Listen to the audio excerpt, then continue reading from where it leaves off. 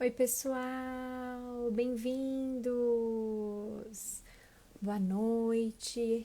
Aproveitem aí para se acomodar nesse friozinho. Vamos papear aí um pouquinho sobre essa questão dos mitos e fantasias e realidades a respeito do retorno, gente, do retorno às aulas. Olha só, o doutor Ariel já chegou. Por favor, fique à vontade. Junte-se a nós. Bem-vindos, turminha. Olha só, vamos iniciar nosso bate-papo tão desejado, tão esperado aqui com o Dr. Ariel. Oba, Tudo bom? rapaz! Tudo bem e Tudo você? jóia. Como Olha só, vamos? e a galera se levanta! Bem-vindo, Ariel. Olha só que gostoso. Muito obrigada aí por contribuir com as suas percepções, com seus estudos, sua prática aí, que tanto vai nos enriquecer. Imagina, um prazer. Obrigado pelo convite. Um tema que eu gosto muito de falar. Uma pessoa que eu trabalho sempre, gosto muito, então não há como Querida, ser ruim. vamos botar a mão na massa, rapaz. Bora lá. Bom, Conseguiu colocar sua turminha toda aí para dormir? Estamos mais ou menos. encaminhados? Teremos surpresas, talvez, no meio da live, mas nada que não consigamos resolver. Perfeito, aqui foi sorte, os dois já foram. Falei, então, gente, como assim? Como assim? Vamos aproveitar. Se virar nos 30 agora, hein? Sempre. Então, vamos lá, Ariel. Olha, queria, como a gente colocou esse tema, né, a ideia de trazer as fantasias e a realidade em relação a essa possibilidade do retorno às aulas, né, as expectativas, tanto no âmbito emocional quanto da saúde física. Então, queria te convidar exatamente para a gente poder papear. E aí, a ideia de contextualizar, né? Imagina a gente pensar na fantasia e na realidade. Eu acho que a ideia é um pouquinho de trazer esse conteúdo, o que que é essa fantasia e o que que é essa realidade, né? Porque a questão da fantasia, por exemplo, a ideia de mito é uma forma da gente tentar organizar o caos também, né?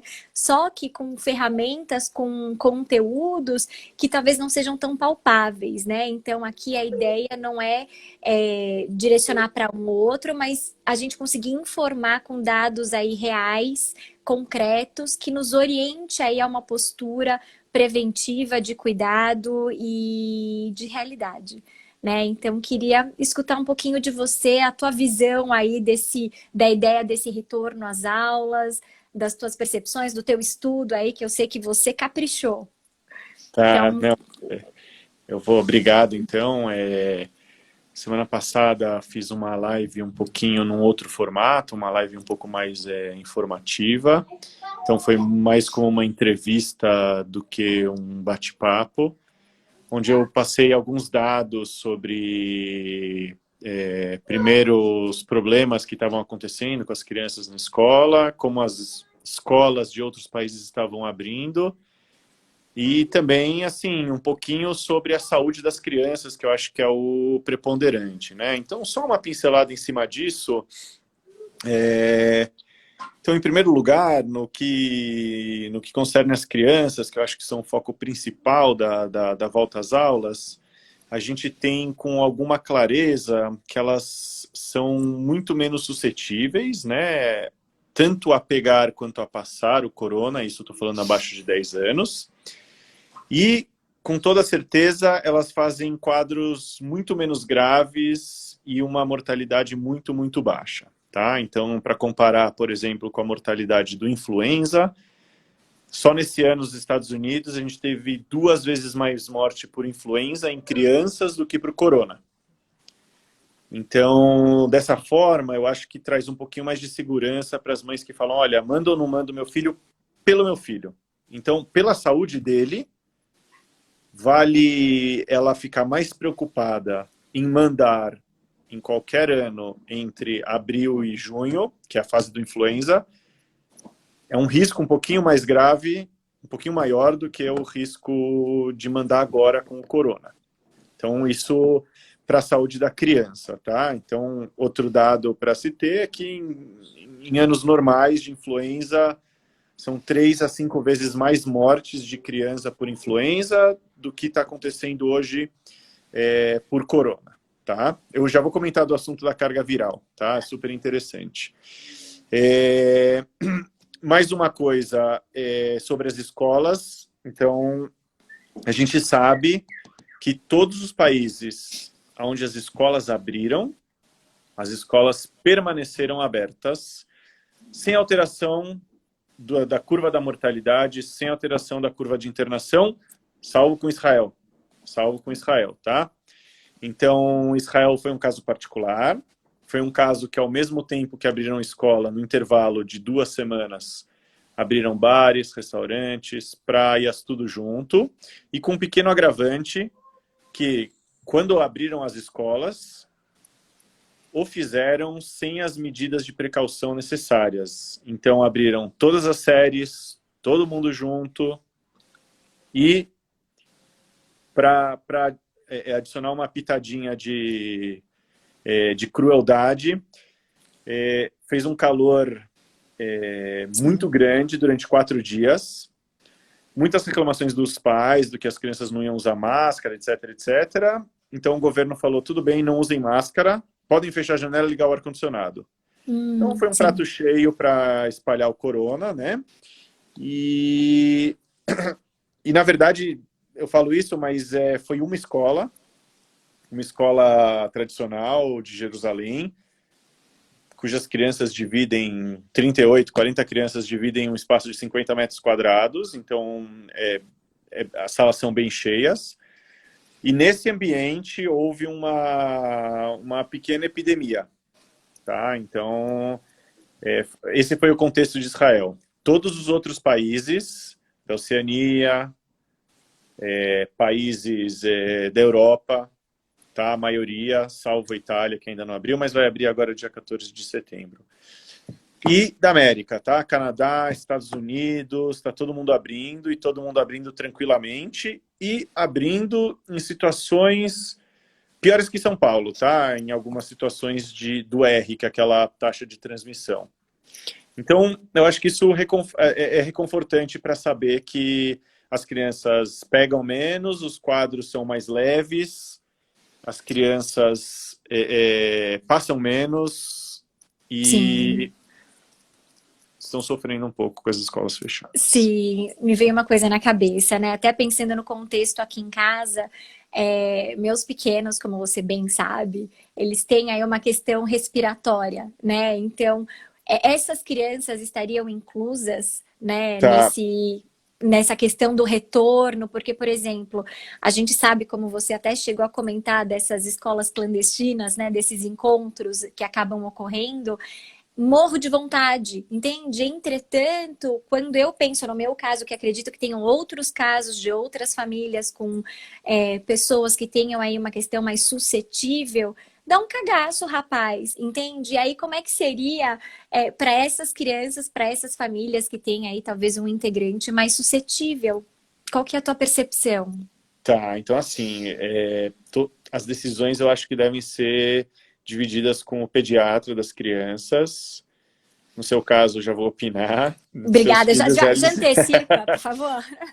seus filhos, eles não estão no grupo de risco, tá? Então, a gente sabe que Sim, asmáticos descontrolados ou graves são de grupo de risco, mas bebês chiadores, não, tá? perfeito. Então, a gente sabe, por exemplo, menores de 1 mês estão no grupo de risco, obesos, diabéticos, imunossuprimidos, oncológicos. Esses sim são casos que devem ser discutidos. Algumas vezes, se estão tudo controlado, se eles estão bem, dá para mandar para a escola, mas é melhor dividir essa responsabilidade, essa decisão com o pediatra, que ele vai saber Sim, o que fazer. perfeito. E E aí, aí, só posso. lógico, Tem por uma favor. pessoa que comentou sobre carga viral e criança, e Sim, eu queria dar só um parecer sobre isso tudo, tá? Então, saiu acho que é segunda agora, ou não, quinta-feira passada, um estudo, foi acho que dia 20 foi, não teve é desse que você vai falar? é desse, Tá. é desse. Então, foi um estudo que saiu, Ele foi publicado num jornal americano mais importante de pediatria, que chama Pediatrics. E é um estudo, basicamente, que o estudo foi desenhado da seguinte maneira. Coletou-se no nariz das crianças PCR, tá? No nariz e no garganta das crianças vindo de pronto-socorro. E, com esses dados, mediram a carga viral e comparou com de adultos e de outras crianças, tá? E o estudo concluiu que as crianças tinham maior carga viral, independente da idade, na nasofaringe. Essa foi a conclusão do estudo, ponto final. Disso, saiu nas notícias que as crianças seriam mais transmissoras do corona. E aí a gente chama de misleading, ou uma interpretação que não pode ser tirada desse artigo, tá? Sabemos de antemão, sabemos já, que outros vírus, por exemplo, influenza, parainfluenza, metapneumovírus, a carga viral não guarda relação com infectividade. Ou seja, não importa a carga viral que está no nariz ou na garganta da criança, isso não é importante para saber o quão transmissível Perfeito. aquela criança está. Tá? Então, falar que porque a carga viral é maior, há uma maior transmissibilidade, não é correto. Tá? E contra isso vão os estudos de vida real, ou seja, estudos de escolas pelo mundo, mostrando que crianças abaixo de 10 anos não são bons vetores. Então, a gente tem um estudo de laboratório falando que tem alta carga viral, mas a gente tem milhares e milhares de crianças em escolas pelo mundo mostrando que não há correlação de aumento de carga viral com aumento de transmissibilidade. Perfeito.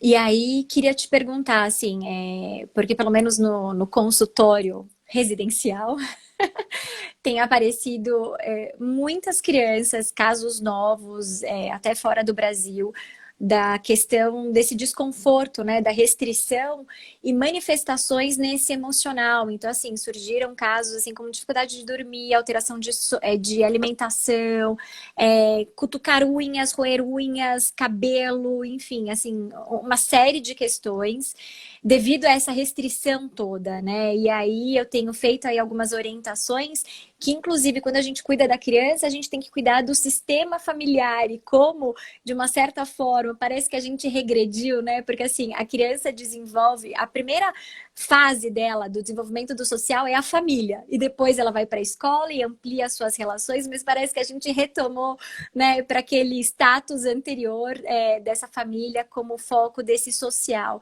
E aí, muitas famílias doentes, e olha, não deixo de me incluir aí, porque tem fases, tem momentos de muito estresse, de desconforto. Aqui Todos. em casa não tem jeito, né? A gente não passa ileso disso, mas...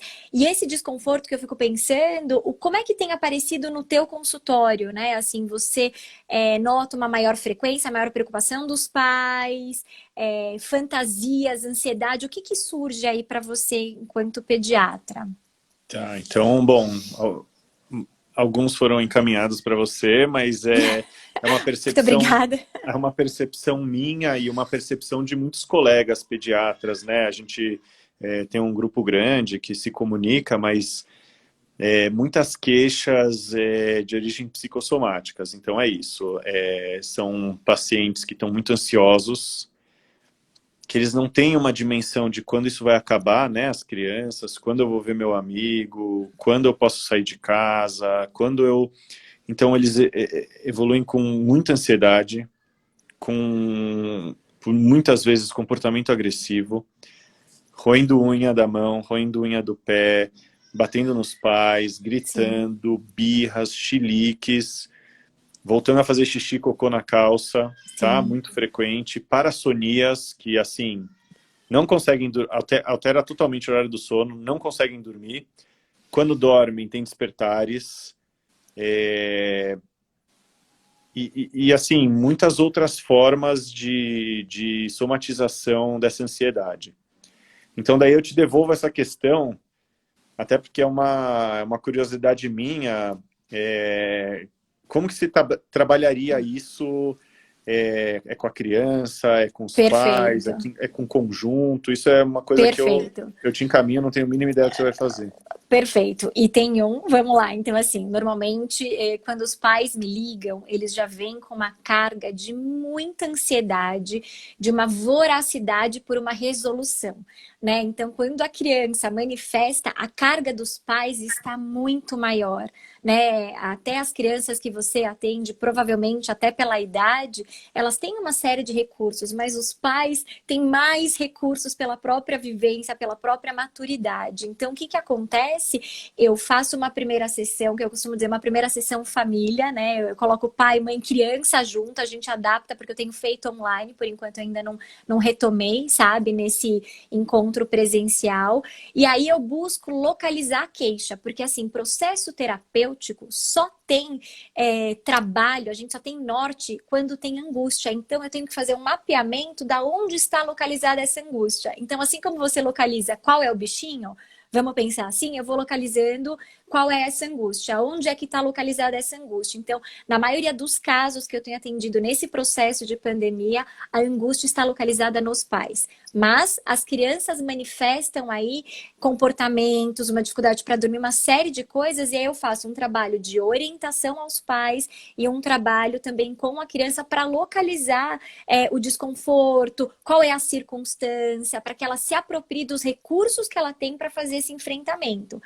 Mas, Ariel, sem pais saudáveis, não temos crianças saudáveis, independente do cenário, né? Então, eu tenho tido uma dificuldade de acolher esses pais, porque vem muitos questionamentos e que você percebe que são conteúdos internos, porque, assim, esse processo da restrição da pandemia trouxe aí, acionou desconfortos pessoais anteriores, entende? Então, por exemplo, um exemplo Uhum. pessoal, tá? Me acionou, eu tive aí preocupações, medo de perda. Quem é que não tem, sabe? E aí vai acionando e vai pipocando. Quando a gente pipoca do lado de fora, a criança é um radar, é uma esponja e ela suga. E aí ela vai manifestando nesse cenário, seja pela voracidade na alimentação, até ausência de apetite, alteração de sono. Então, a minha busca com essa lupa buscando identificar onde é que está localizada essa angústia. E é botar a mão na massa, né? E é um desafio até pela tecnologia, né? A distância, estabelecer esse acolhimento, isso tudo. Mas aqui a gente dança, canta, representa, a brincadeira se transforma, estabelecendo uma boa troca, uma boa comunicação, a coisa vai, sabe? Uhum. Mas né, e até dando continuidade nesse raciocínio, eu estava pensando, né?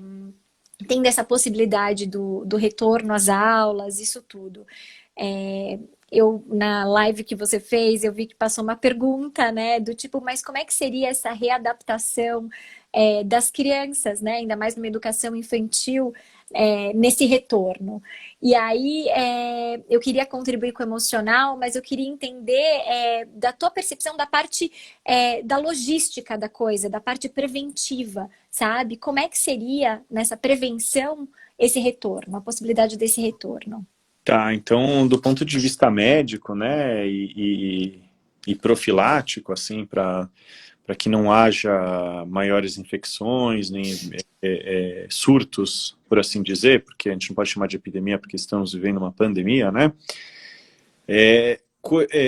Medidas muito simples mostraram-se muito eficazes para dirimir esses riscos de surtos, tá? E muitos trabalhos corroboram com isso, tá? Então, basicamente, o que a gente tem primeiro, uso de máscara, tá? Acima de 2 anos, embora a OMS falou acima de 12 anos, né? Então, contribuindo um pouco para diminuir um pouco o medo dessa questão da criança ser um grande vetor.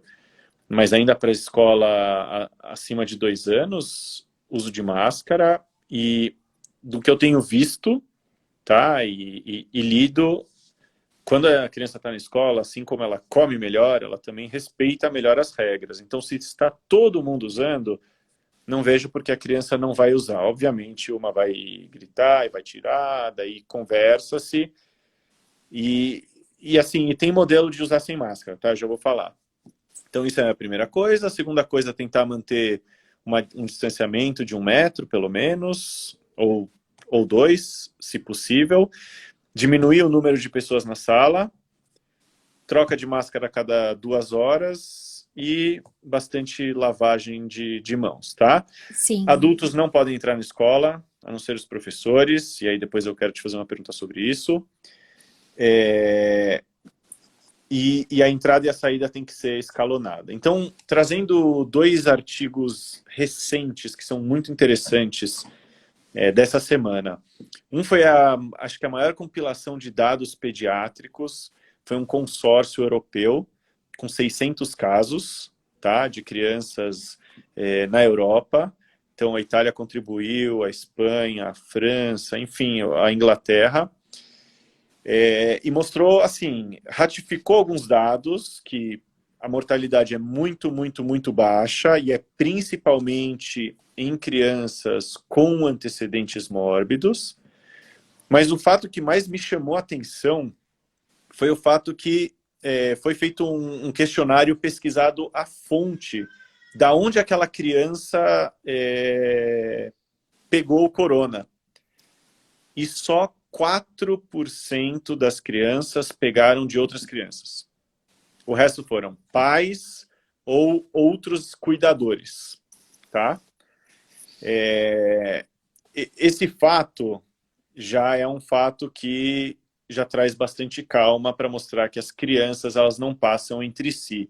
E um outro fato interessantíssimo, saiu recente, um estudo inglês que mostrou de junho para cá, para hoje, só 67 pessoas foram infectadas dentro de escolas na Inglaterra. A Inglaterra voltou às aulas, tá? 67 pessoas, destas, um pouco mais de 40 foram adultos. Então, assim, entende-se, e aí eu não estou diminuindo medos nem riscos, entende-se disso que quem tem que se precaver melhor e se adaptar, etc., são os professores.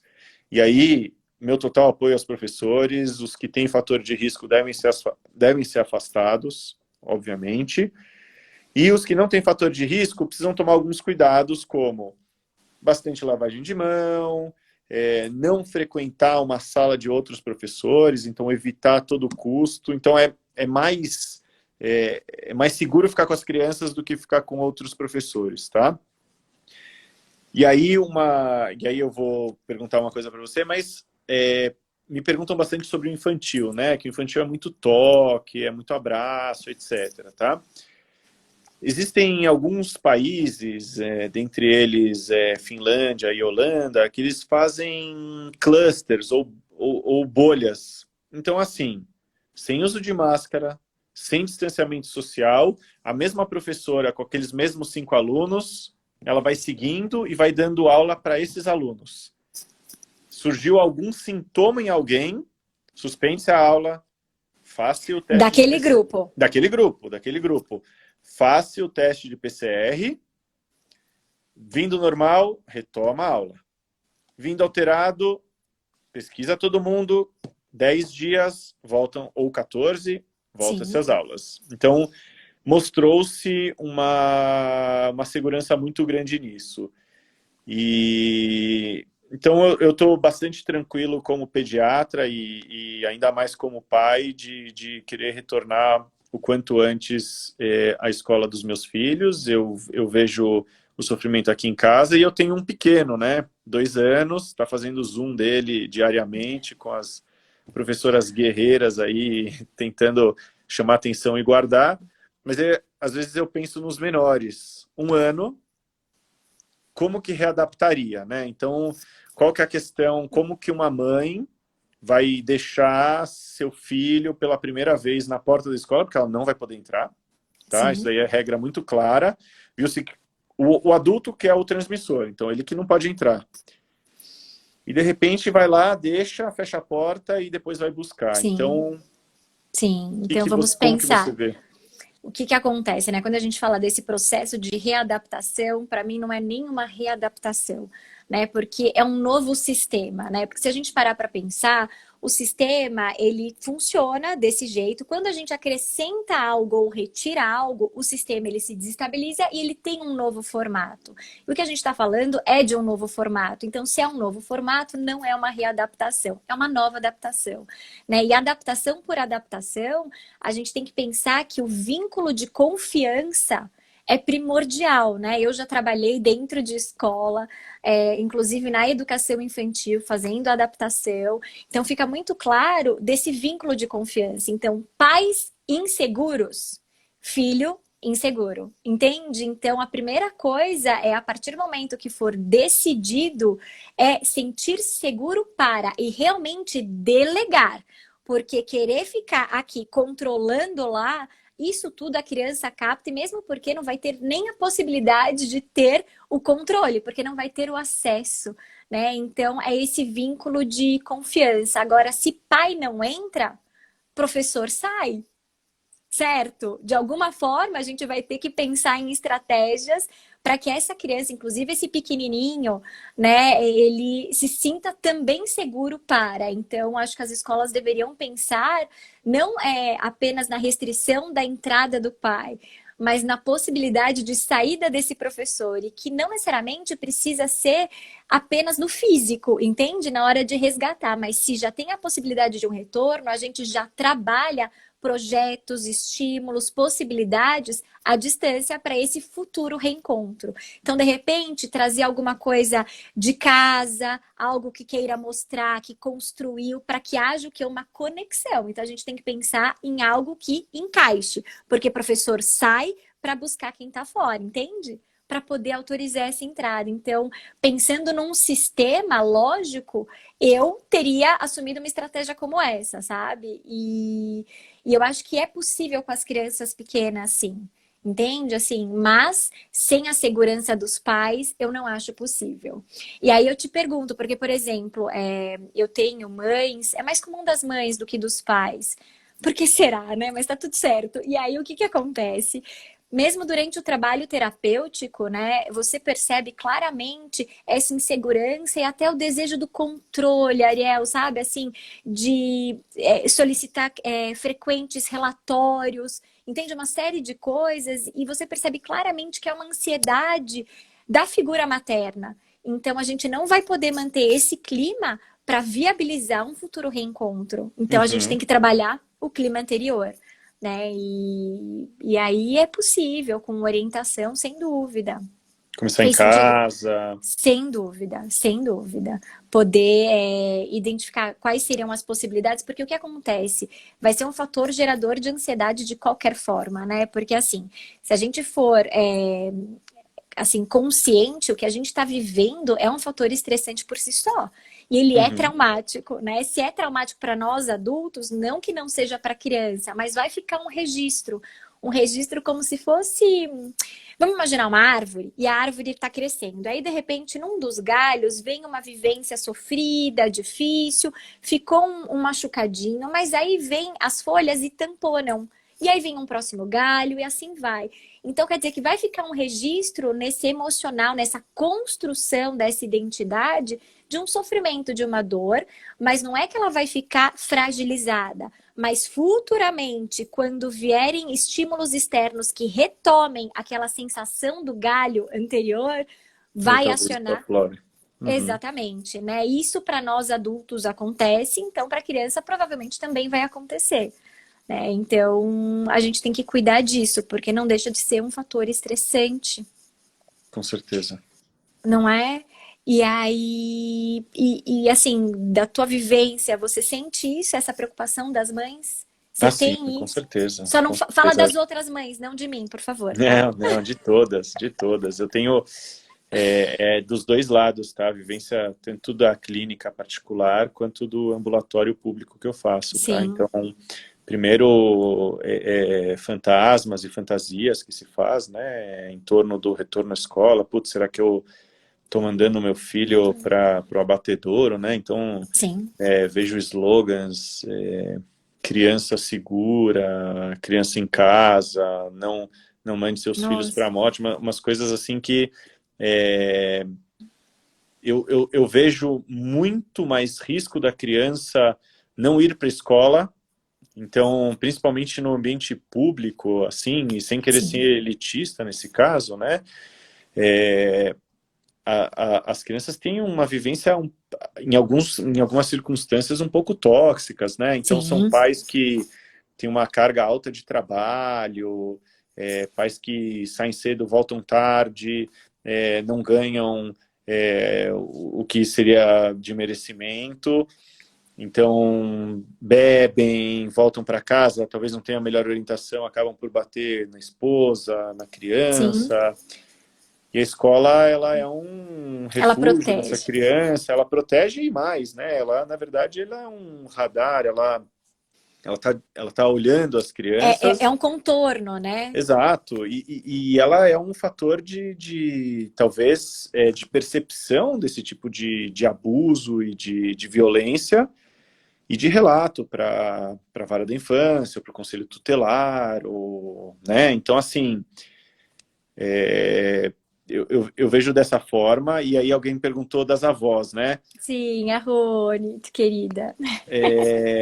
Assim, infelizmente, esse vírus é um vírus ruim para os idosos, né? Então, eu vejo os avós como um grupo de risco que deve ser muito bem cuidado. Então, as crianças que moram com os avós, essas precisam ver se existe possibilidade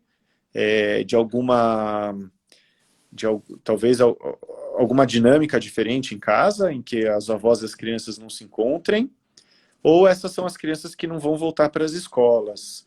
Mas é que Sim, me dá um pouquinho de dó de a gente privar a criança sim, de um ambiente tão rico é,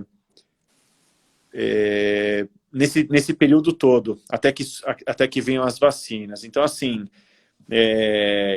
exemplo particular, meus pais, eles vivem pelos meus filhos, e infelizmente, como eu trabalho, minha esposa está sim. trabalhando, hoje deve fazer um mês e meio que eles não se encontram, meus pais e meus filhos, e é muito doído, e eu entendo, e é muito doído para esses avós, e eu tenho essa experiência em casa, e o que a gente Mas é faz preventivo, é né? preventivo, Não é punitivo. é por eles, né? É para que eles tenham muitos e muitos outros anos com os netos, né? Sim, E a gente faz alguns arranjos. Então, a cada 2 meses e pouquinho, a gente, como núcleo familiar, a gente fecha consultórios, fica em casa, fica um período de resguardo, se testa todo mundo em casa, faz todo mundo PCR e sorologia, vindo negativo, a gente se junta e aí passa-se um tempo maravilhoso de muitas saudades, de todo mundo abastecimento, né? abastecimento emocional. Então, Sim, realmente, a questão dos avós me dói, mas eu vejo muitos riscos das crianças fora da escola. Então, apesar da dor, eu acho sim necessário o retorno às escolas, né? sim. E até, Ariel, assim, pensando no desenvolvimento emocional, o que que a escola promove, né? Assim, se a gente parar para pensar, a criança ela aprende por imitação, pela cópia, né? E assim, escola viabiliza uma série de projetos, né? Assim, de possibilidades de encontros, de trocas, de estímulo, entende? Uma coisa que de uma certa forma em casa a gente busca estimular diante daquilo que é possível, mas nunca será igual e nem precisa ser igual, né? Eu falo que a gente tem que fazer realmente aquilo que é possível, né? Não caminhar de acordo com o que é desejado nesse momento. Então vamos Uhum, aliviar. uhum. E aí eles perguntam, né, a questão da vacina, né? Quais e quando? Você tem essa perspectiva? Você tem uma noção? Olha, bem Amanhã? perguntado. Muito obrigado. É o Ricardo, tá bom. Então vamos lá, vacinas. A gente tem despontando aí 3 vacinas, uma chinesa, uma americana e uma inglesa. E assim, eles estão em fase 3, tá? Então, as vacinas elas têm 5 fases. A partir da fase 4 é possível a comercialização, depois da fase 3 concluída. Então, a fase 3 é uma fase em que voluntários são testados e aí obtém-se dados de segurança, reações colaterais e até dados de eficácia da vacina. Aí a fase 4 é uma fase que é comercializada em amplo, né, em grande quantidade, e ainda assim os laboratórios são obrigados a coletar informações das pessoas onde foram aplicadas, tá?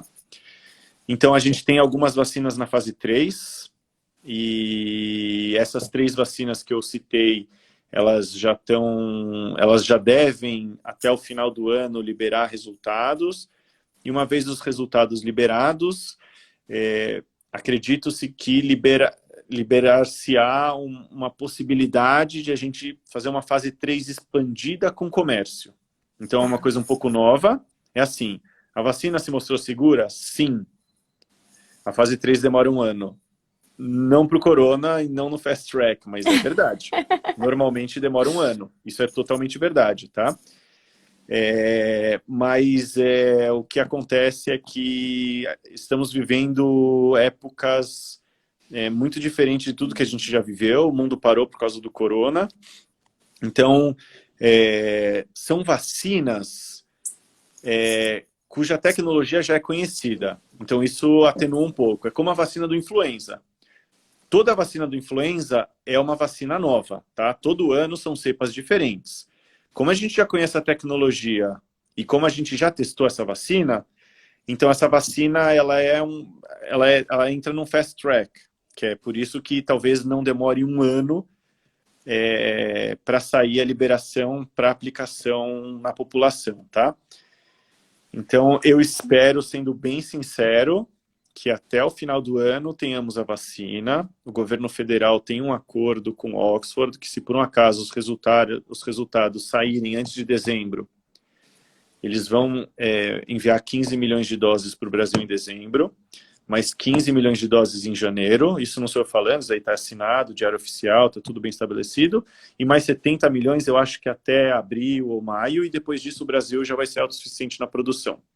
Junto com isso, o governo de São Paulo tem um acordo com a vacina chinesa, que, aliás, já está sendo aplicada na China em policiais, em guardas fronteiriços, mas a China ela não tem um controle democrático e, portanto, eu acho que ela pode ser um pouco mais manipulável, e eu não estou falando que é ou não é, mas se eu tivesse particularmente a escolha, eu escolheria de um país que seja democrático, que tenha veículos de imprensa democráticos, Sim. que pudessem investigar as coisas. Então, se me pedirem para eu tomar a vacina, eu tomaria a americana ou a inglesa, qualquer uma dessas duas, mas se só tiver a chinesa, vai ser a chinesa. Então, Sim. de vacina, temos aí um tempinho.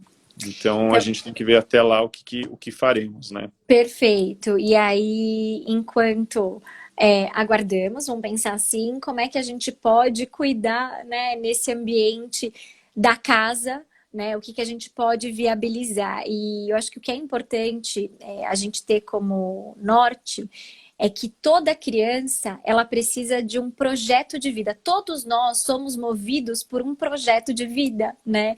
Só que a criança, ela é movida pelo projeto de vida que é estabelecido pelos pais nesse início. Até que futuramente, como a gente sabe, adolescentes vão lá, questionam, dão uma alteradinha e seguem o próprio rumo.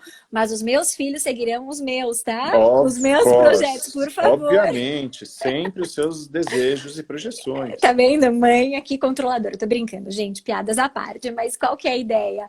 É a gente poder dar um direcionamento nesse momento em que o social ele é privado. Então, o que a gente pode fazer com que seja possível? Então, um exemplo em casa, a gente tem estimulado na parte, pelo menos, de educação física. Então, recentemente, essa semana, a gente chamou um professor, né, de educação física para que ele pudesse, na parte de baixo do prédio, e assim, no nosso prédio pode uma família por vez, fazer circuitos, enfim, ensinar a jogar futebol, qualquer coisa para que haja esse movimento e o fato de sair de dentro de casa.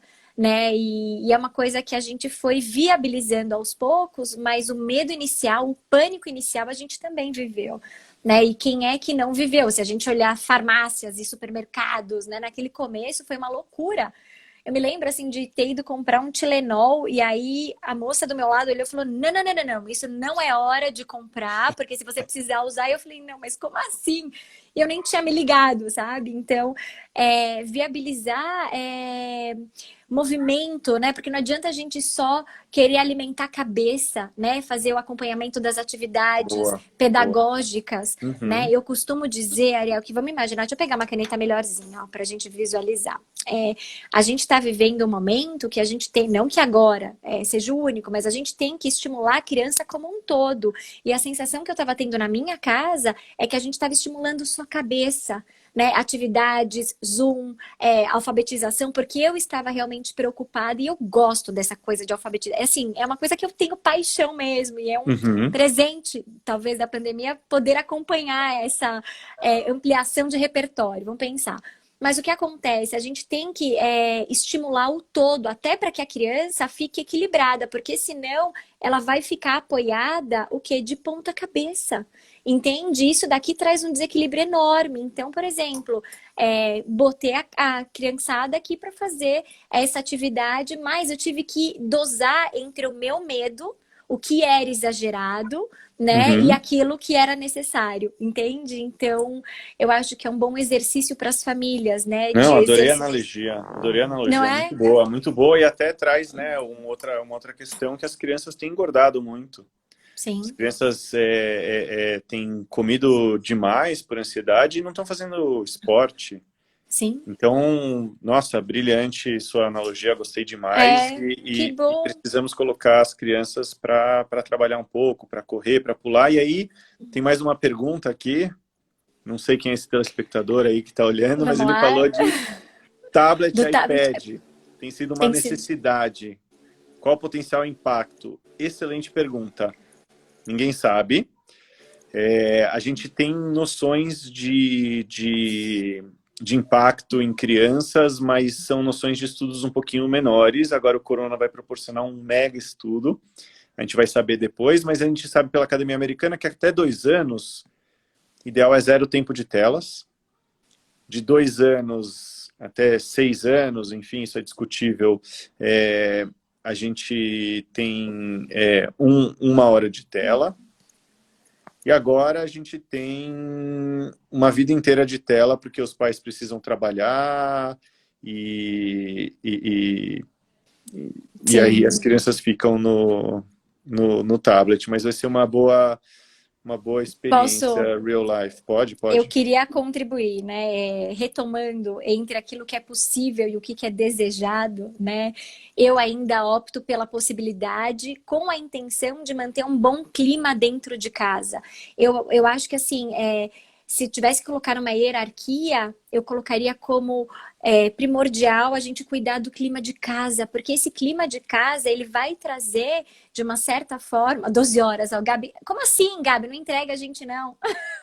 12 horas, não são só vocês, não são só vocês, não são só vocês, tem muita Olha, gente. eu tô trabalhando no quarto, eu nem acompanho essa parte da Eles estão lá no tecnologia. TV, estão Estão lá. tranquilos. Eu pensando Deixa, que o estão Gabi tá tranquilos. brincando, como assim, Nada, né? nada. Ele tá no celular e eles na TV. Conheço. Certeza. Mas voltando nessa questão do clima da casa, é muito mais saudável a gente privar essa saúde, essa falta de tensão, de rivalidade, de agressividade, seja do que for, do que especificamente da tela, entende? Se a gente tivesse que escolher, eu escolheria essa questão da Entendi. dinâmica da casa, entende? Prós e Não conhe... contras, Exato. acaba pesando e aí liberar a tela. Isso, porque o que que acontece? Essa tensão dentro de casa, ela vai pipocar em todas as outras frentes, né? Concordo, concordo. Em todas as outras frentes. Então, é um grande desafio. Olha só o Gabi, eu liguei pro Gabi, o celular estava com o Davi. Tá vendo, Rô? Certeza. Tem mais uma questão aí do Fábio. O risco de crianças sintomáticas transmitirem o vírus para o pai não devem ser considerados para a volta às aulas? Fábio, devem ser considerados, principalmente se os pais são do grupo de risco. Mas muitos estudos, muitos, mostram que as crianças não são bons vetores, tá? E um spoiler aí da pesquisa da Prefeitura de São Paulo, tá? Que eu tive acesso, não vou falar os meios. Fizeram uma pesquisa sorológica, tá? Então, basicamente, os serviços de saúde, eles sorteavam pessoas por endereços, por postos de saúde, e coletavam de crianças e coletavam de pais também, tá? Então, a fase que está das crianças, a gente tem 18% de soroconversão positiva. E a próxima fase, que é a fase 5 dos adultos, tem regiões que temos números que são, assim, por um lado tristes, por outro lado animadores. Mas tem regiões com 58% de adultos já com anticorpos. Ou seja, estamos em algumas regiões, e aí outro spoiler é na periferia, tá? Nos extremos, em que próximo de 60% das pessoas da pesquisa, né, estão com anticorpos. Ou seja, a gente está muito próximo de atingir a imunidade de rebanho. Em Olha só. alguns locais de São Paulo. Já as crianças não, mostrando que, na verdade, os principais disseminadores e difundidores do coronavírus são os adultos. Sim. Agora, quantas vacinas serão, né? Porque já me perguntaram. Boa pergunta. Ninguém sabe. Não, Ninguém tá. sabe, tá? Ninguém sabe. Outra coisa que eu queria acalmar todo mundo é a questão da reinfecção. Isso. É algo extremamente raro. Documentadamente, eu vi um caso só. E se a gente tem um caso em 25 milhões de pessoas, não sei que número estamos, a gente pode saber que talvez essa pessoa tenha um problema de imunidade e não que Sim. todos os outros tenham imunidade mais forte. Então, acho que a gente pode se acalmar nesse âmbito. Quem já pegou não precisa tomar vacina, tá? Tá. Talvez vai ter que tomar, porque vai ser meio complicado distinguir e tal, mas quem já pegou não vai precisar tomar. Isso são algumas, já o governo já sinalizou, principalmente de São Paulo, já sinalizou que vai adotar essa postura. Sim. E aí, Ariel, a gente tem aqui um pouquinho de tempo já quase na reta final. Posso fazer uma bagunça com você, rapaz? Opa, bora. Vamos nessa. O que eu Bora. pensei? Como a gente coloca, né, de uma certa forma, no nome, né, no direcionamento do nosso encontro, as fantasias e as realidades em relação a esse retorno às aulas, eu vou fazer aqui alguns questionamentos, dúvidas pessoais de grupo em relação a essa questão Vamos? médica, e aí você vai me trazendo os seus conteúdos emocionais. Pode ser? Combinado. Então vamos pensar quem vai, papel, Pode tesoura. começar. Vacina, só uma coisa, a Célia perguntou se é aplicação única. Ainda não sabemos, tá? A princípio, eu acredito que não. Pelo que eu tenho lido, não vai ser aplicação única. Vai ter dose de reforço e essas doses vão ser possivelmente estudadas a partir de então para ver se a gente vai precisar de mais de 1 ou 2 reforços, tá? Mas a princípio não vai ser dose única. Perfeito. Então, vamos às dúvidas, né? O que vier aí na cabeça, fique à Bora. vontade, tá? Então, tô aqui imaginando, enviei meus filhos para a escola, tá? Tô tentando me tornar uma pessoa segura, autorizar, vínculo de confiança, liberei meus pequenos para a escola. E aí, aparecem casos, crianças resfriadas, entende? Com sinais de uma certa forma semelhantes. Qual seria a postura da escola? Porque, assim, é um sinal, né? São sinais comuns de uma certa forma. E a criança, ela não expressa do tipo, ai, não estou sentindo o sabor de, não, entende? Como é que faz para discernir com criança o que é de um, o que é do outro, entende? qual seria esse quadro e qual seria a postura da escola. Tá. Então vamos lá. Primeiro, a gente não teve surtos em escolas, o que é muito interessante. Então, sempre quando eu vejo casos em crianças muito sintomáticos, assim, espalhar pelas crianças e pelos adultos, eu já desconfio que não seja corona, tá? Eu e muitos outros médicos. Então, tem um caso clássico, se me permite citar, que é um estudo inglês, que é uma pessoa que contraiu o Covid na Inglaterra e foi esquiar na França. Ele teve contato com outras 200 pessoas, nenhuma pegou corona, mas junto com corona, ele tinha também um picornavírus, é um outro tipo de vírus. E metade pegou esse outro tipo Olha, de vírus. Então, assim, os outros tipos são muito mais transmissíveis. O que a escola vai ter que fazer? Sintomas respiratórios, algumas vezes gastrointestinais, vai ter que tirar essas pessoas de circulação, sim, testar com PCR e aí voltar. E aí tá. eu te devolvo como falar para esses pais e como falar agora, assim, todo mundo vai ter que ficar em casa, o que eu faço, qual a responsabilidade de escola. Sim, sim.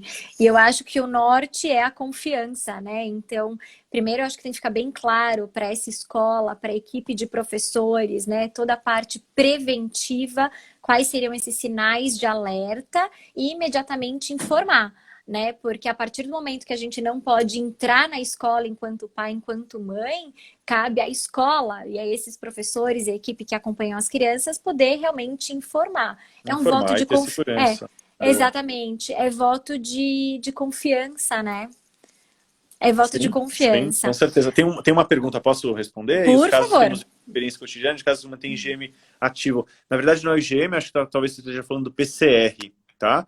Então, casos de PCR que são encontrados depois de 15 dias. Então, a pessoa teve, depois de 15 dias foi fazer um outro PCR e veio positivo. Então, o PCR, ele vê uma parte do vírus só.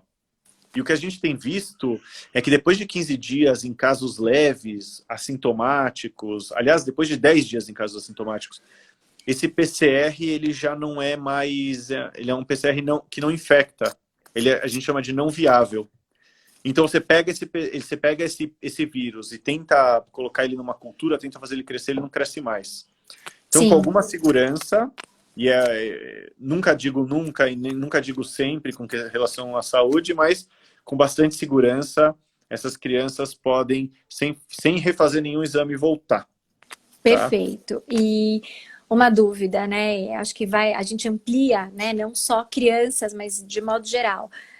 Quem já pegou ainda pode ser esse vetor, entende? Porque assim, a sensação que dá é que as pessoas que já pegaram, elas tipo relaxaram, né? Assim, é uma coisa que você fica entre o conflito do desejo de pegar e relaxar e o cagaço de ter e não saber qual vai ser o desenrolar disso tudo. Exato, Então, eu escolheria não ter, né, em vez de pegar propositalmente, né, porque você nunca sabe sim, como é que vai ser, não é uma doença simples, principalmente para mais velhos, e aí, sim, nesse caso, eles são vetores muito fracos, tá? Então, eles são vetores muito mais no toque, pegar em alguma coisa, perfeito. mas eles realmente, eles podem relaxar um pouquinho a mais, tá? Eles Perfeito. poderiam. Não devem, porque tem que mostrar uma coesão e uma unidade para todo mundo usar máscara, etc., mas, em teoria, eles poderiam, tá? Então, Sim.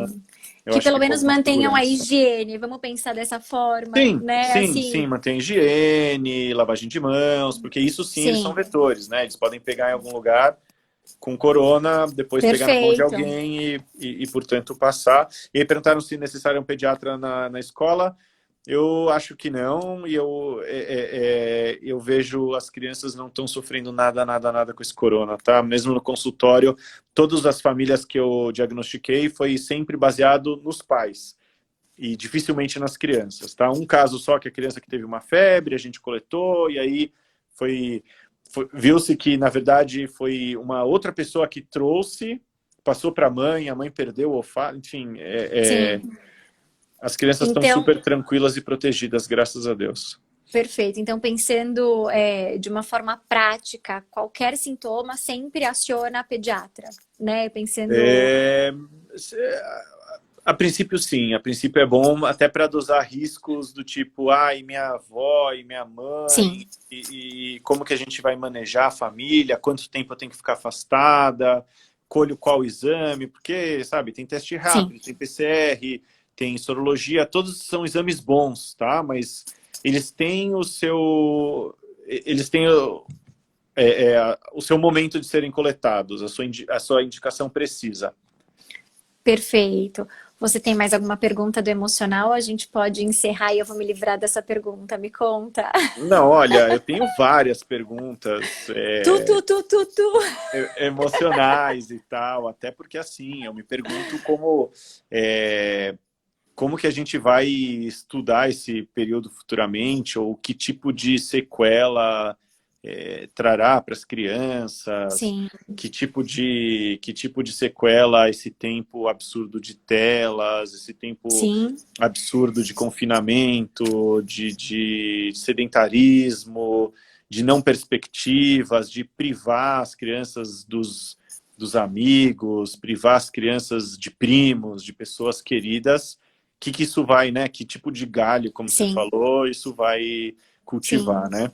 E eu acho que são várias frentes que vão sendo, vários galhos, né, que vão sendo acionados, né, vários departamentos, mas o que fica claro é que a dor sentido, o desconforto sentido, de uma certa forma, está muito grande nos pais, porque tem uma clareza, né, tem mais recursos para compreender o cenário.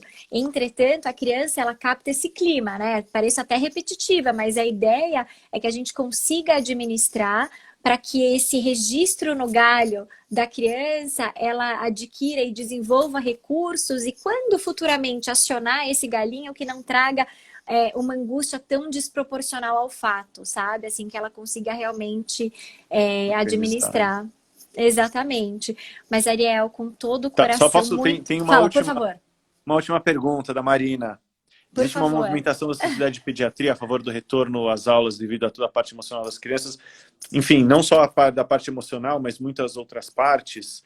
Da Sociedade Brasileira de Pediatria, ainda não, mas tem um grupo com grandes pediatras, todos os meus professores, todos os grandes nomes da pediatria, São Paulo, até do Rio de Janeiro, e é uma unanimidade que o retorno às aulas se faz necessário, Sim, porque assim, a nossa sociedade, ela pecou em abrir primeiro shoppings e sim, restaurantes e cabeleireiros e deixar a escola fechada. Isso traz uma mensagem muito clara que a gente, infelizmente, ainda não prioriza a educação nesse sem país. dúvida, Porque sem dúvida. se fosse diferente, seria ao contrário. A gente começaria pelas escolas.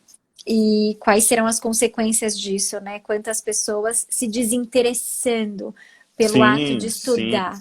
Evasão Então, escolar, enfim, sim. E tem pais mil. que questionam, né? Isso também, independente aí dessa questão da necessidade. Olha, acabei de receber uma mensagem que falta 1 minutinho e 52 segundos. Queria agradecer, Ariel, muito obrigada pelas Um contribuições. É prazer, eu que sempre agradeço de a sua verdade que a aula. gente imagina a sua aula e que a gente possa aí trocar e construir muitas parcerias para informar e acolher esse coraçãozinho aí de cada um que Desmistificar, né? Como isso, você bem sem colocou, dúvida, desmistificar algumas coisas, né? né, que a realidade protege de uma certa forma, ela Yeah. informa, né? Então Yes. tá bom, Ariel. Beijo Perfeito. gostoso para você e para todo mundo aí que nos Igualmente, acompanhou. obrigado. Um beijinho, viu? A gente se fala. Tchau, Tchau, tchau. pessoal.